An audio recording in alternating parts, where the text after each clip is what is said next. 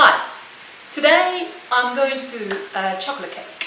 It's the easiest, most delicious chocolate cake, and it's completely flourless and it can be dairy free. What we're going to need for this is about 200 grams of chocolate, 4 eggs, vanilla essence, 100 grams of sugar, a drop of brandy, which is not necessary, or a drop of coffee, and a bit of butter. Now, I said it could be dairy free. Sorry, I meant lactose free, because it's got eggs in it. The butter, it helps in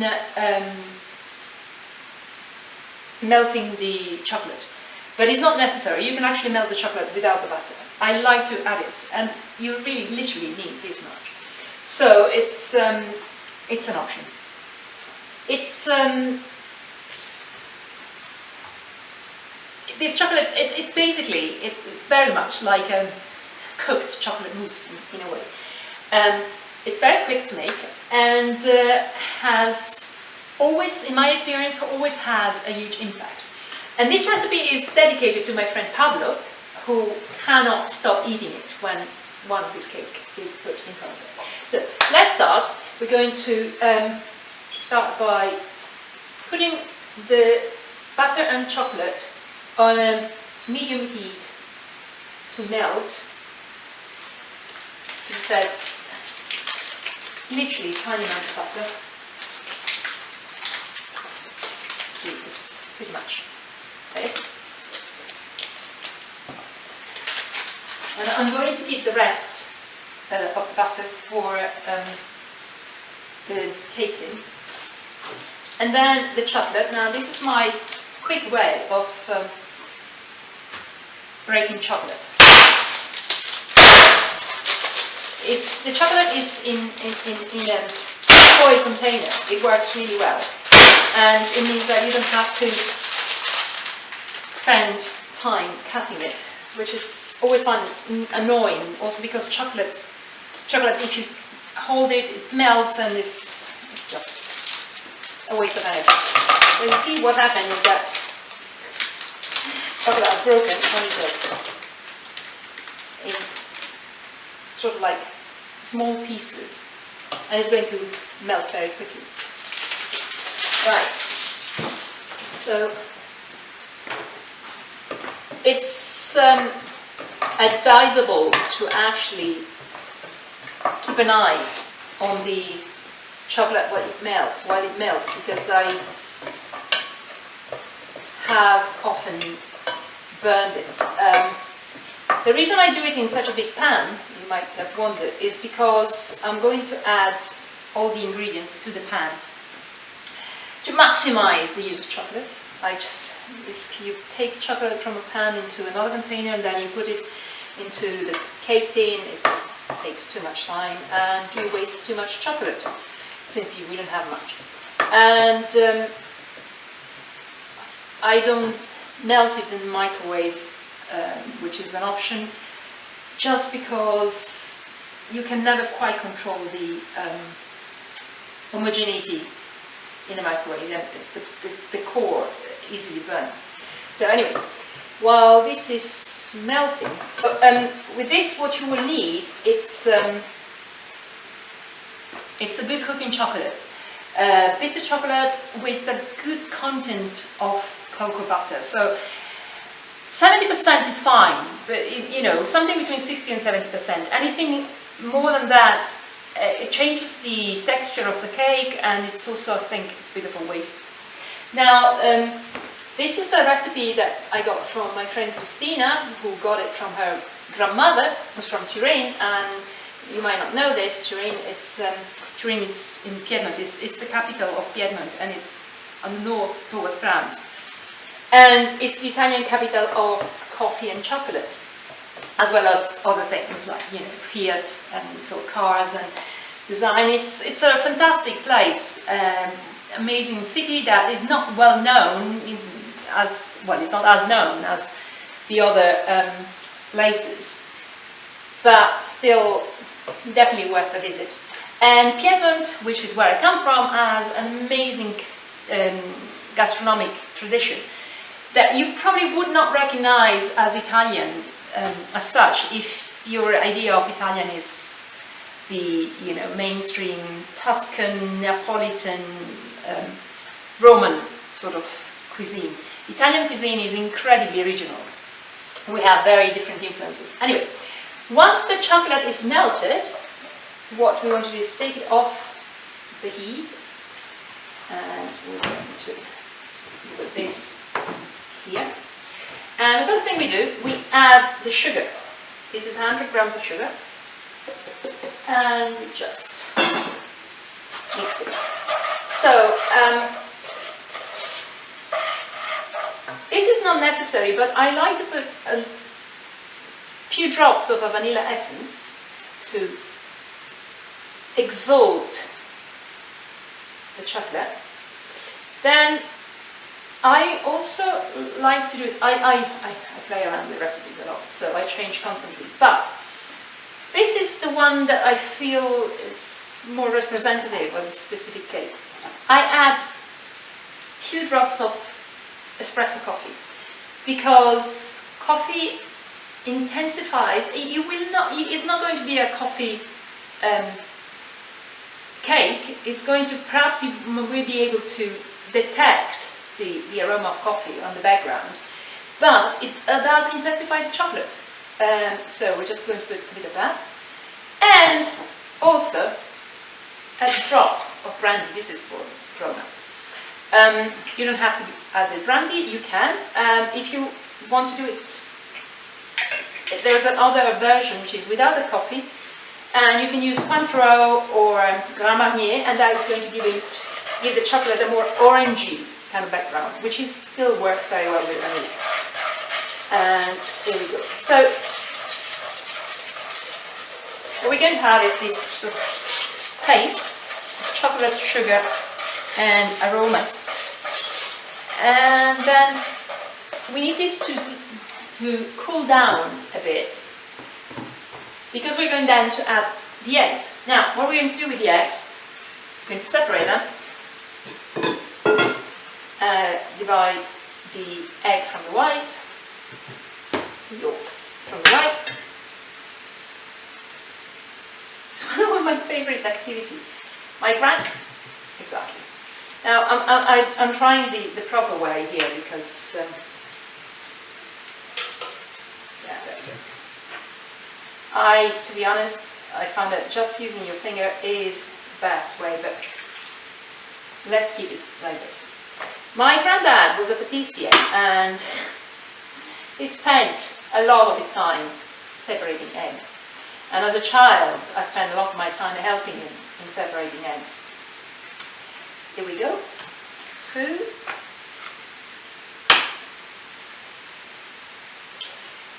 This requires about 3 to 4 eggs, depending on the size. These are kind of medium-large eggs. That should be fine. It's plenty. And 4. There we go.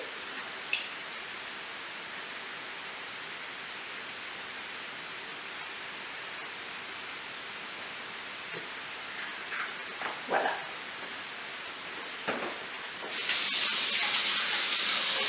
So I'm going to add the yolk once the chocolate has cooled down a bit, but while I'm waiting, I'm going to beat the whites to soft beats. I don't know if it's true or not, but my mother taught me that in order to help the chemical process of the eggs, you could add a bit of salt, and so I always add a tiny amount of salt to egg whites before I beat them up. Love the expression, beat them up. And here we go. The chance.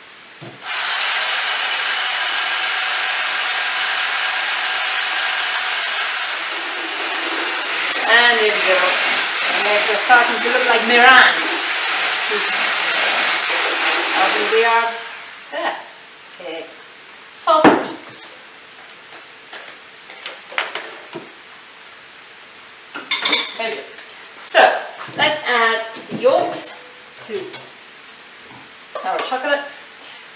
is if it's still too hot, I mean the sugar cools it down, and the various essences and aromas cool it down. But of course, if I add the yolk when it's still too hot, it's going to, the yolk's going to cook it.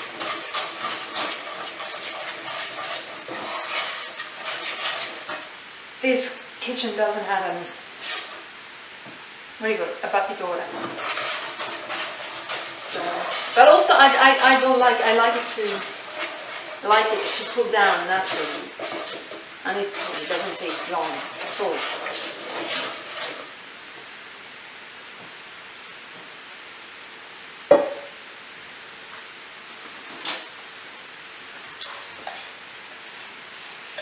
There we are.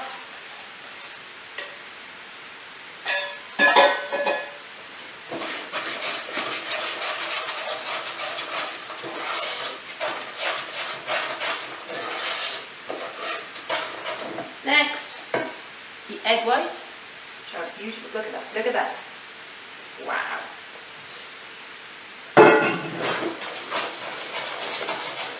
And you fold them in, I think is the technical term, very carefully, so that it's not souffle, so it's not really important. But it's nice to exercise a bit of care and love towards your dough. So try to mix it as well as we can. We would have a marble. I think the problem with the marble cake in this case is that it would have white eggs and chocolate cake, and it's not appealing. It's to be folded in properly. The chocolate and sugar tend to stick a bit to the bottom of the pan, so it's good exercise function.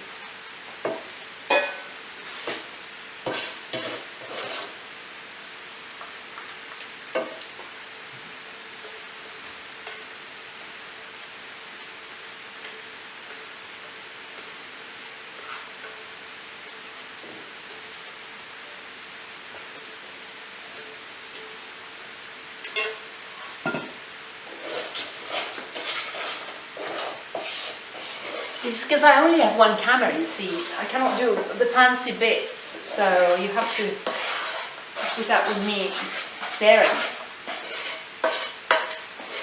One day, one day. There we go, almost there. Try to mix it as best as you can.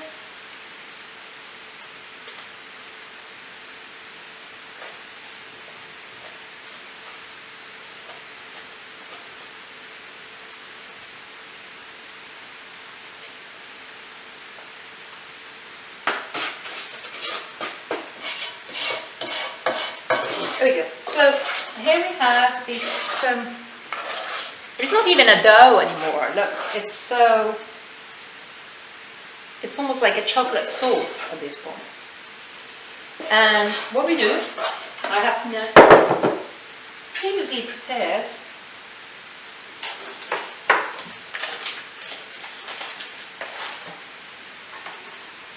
a cake tin. What is this? 10 inches? It's a small cake thing. So I'm going to put butter the tin cake. I prepared it with some baking parchment. I love that word, parchment. I prepared it with some baking parchment, and here we go, a bit of butter.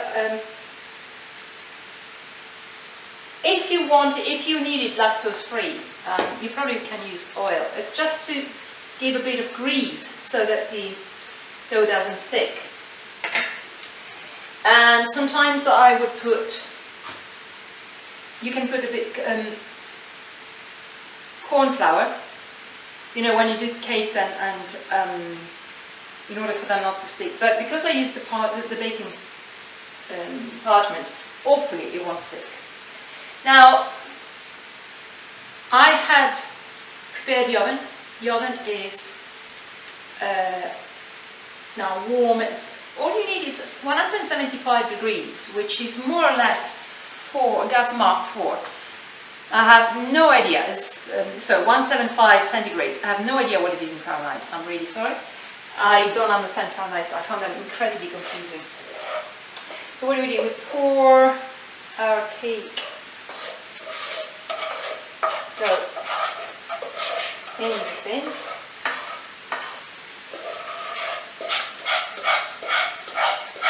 It's really, I know it's raw egg, but so is tiramisu. It's really incredibly tempting to clean the pot yourself, I promise you. And now this is going to go into the oven at 175 or gas mark 4 for about 25 minutes. Now, there's, it depends, you know, ovens, they are, every oven has its own personality, and you just have to know your own, yes, you have to know your own oven. So, what happens during the cooking process is that the cake, because of the eggs, does have a souffle kind of effect. It will go up. Then when you take it out of the cake tin, and I tend to revert it, it's going to flatten down again. And that's going to give him a sort of a gooey, chocolatey, toffee sort of texture. Now, it's not beautiful to look at this way, so what I normally do, I will use either cocoa powder or dusting sugar. And I think in this case I'm going to use cocoa powder, and with a sieve, and just cover it a bit.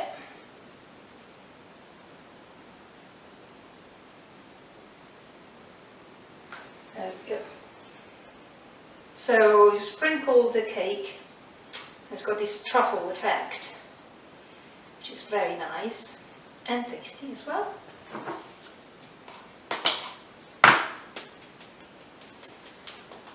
There we go. And here we go. So as you can see, it's nicely looking. It's it has a bit of brownie kind of texture, but without the flour. I usually serve this, I mean, warm is absolutely divine, but if you cannot just serve it warm, it's still lovely. And I serve it with vanilla ice cream or ice cream, and or pour cream on top. Good with raspberries as well, raspberry coulis, just whatever you like, really. Enjoy. And if you, as I said, this is for Pablo. So if you like the channel, you can subscribe. You can press on the wiggly bell. Click is the word I'm looking for. Click on the wiggly bell. And if there's something that you would like to see, a recipe of some kind, within the boundaries, more or less, of Italian cuisine, and you would like to see my take on it, which is never quite, it's always a bit different, just let me know. Thank you.